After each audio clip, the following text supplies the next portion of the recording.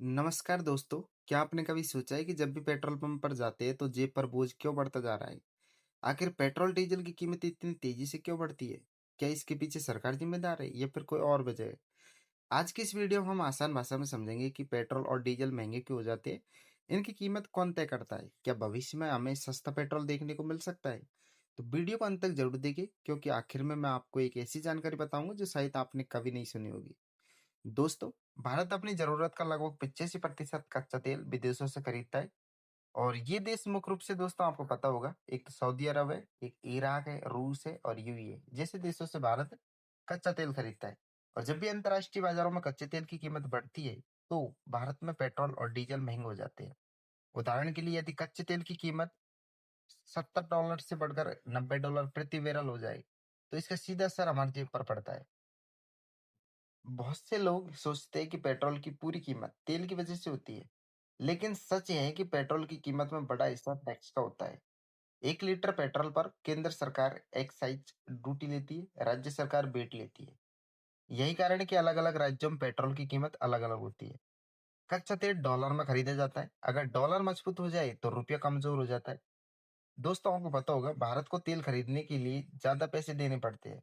मान लीजिए अगर पहले $1 का मतलब ₹75 था और अब $1 का मतलब ₹86 है, तो तेल जब भारत सरकार आयात करेगी तो इसके लिए 75 की जगह सरकार को अब ₹86 देने पड़ेंगे। और जिसका सीधा असर किस पर पड़ेगा? कच्चे तेल पर।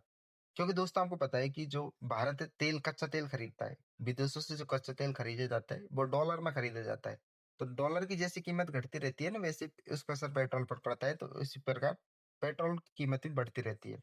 दोस्तों, दुनिया में कहीं भी युद्ध हो इसका असर पेट्रोल की कीमत पर पड़ सकता है। जब यूक्रेन और रूस का युद्ध हुआ था ना, तब कच्चे तेल की कीमतों में भारी उछाल देखने को मिला था।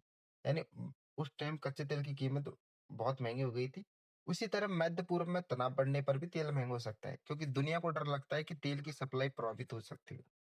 अब भारत में प्रमुख तेल कंपनियां 3 है, तो आपको पता ही है। Indian oil corporation, Bharat petroleum और हिंदुस्तान पेट्रोलियम, ये 3 कंपनियां हैं जो विदेशों से कच्चे तेल को आयात करती है और इन्हें रिफाइल करके और फिर पेट्रोल पंप तक पहुंचाती है, फिर हम तक इसकी सप्लाई होती है। तो इसका पूरा जब टैक्स बैठाना जाता है, सरकार टैक्स लेती है, वेट लेती है और इसके बाद फिर इसका जो खर्चा होता है उसको मिलाकर तेल की जो कीमत है उस प्रकार तय होती है। अब दोस्तों, बहुत से लोगों का ये सवाल होगा कि सरकार क्या पेट्रोल को सस्ता कर सकती है? तो इस सवाल का जवाब है हाँ, लेकिन कुछ हद तक। अगर सरकार टैक्स कम कर दे तो पेट्रोल डीजल सस्ते हो जाते हैं। लेकिन सरकार को टैक्स से बड़ी मात्रा में राजस्व मिलता है और जिसका उपयोग सड़कों, विकास कार्यों और अन्य योजनाओं पर किया जाता है। इसलिए टैक्स में बड़ी कटौती करना हमेशा आसान नहीं होता है। विशेषज्ञों का मानना तो यह है कि आने वाले वर्ष में इलेक्ट्रॉनिक जो गाड़ी है उनका उपयोग बढ़ेगा।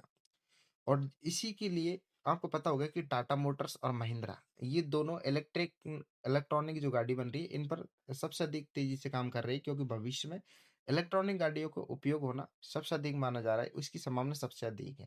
दोस्तों, अगर आप चाहते हो कि ईंधन का खर्च कम हो, अगर आपकी पेट्रोल में जो पेट्रोल आप डलाते हैं आपकी गाड़ी में वो कम खपत हो, तो इसके लिए दोस्तों आपको कुछ चीजों का ध्यान रखना है। जैसे कि आपको वाहन की जो नियमित सर्विस होती है वो करवानी है।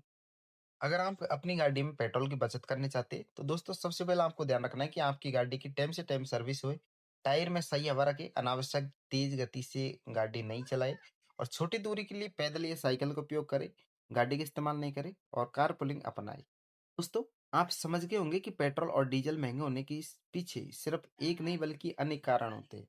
और आपके अनुसार पेट्रोल की कीमत कम करने का सबसे अच्छा तरीका क्या है? कमेंट में अपनी राय जरूर बताएं। अगर वीडियो पसंद आई दोस्तों तो वीडियो को लाइक करें, चैनल को सब्सक्राइब करें और बेल आइकन जरूर दबाएं। धन्यवाद दोस्तों, मिलते हैं अगली वीडियो में।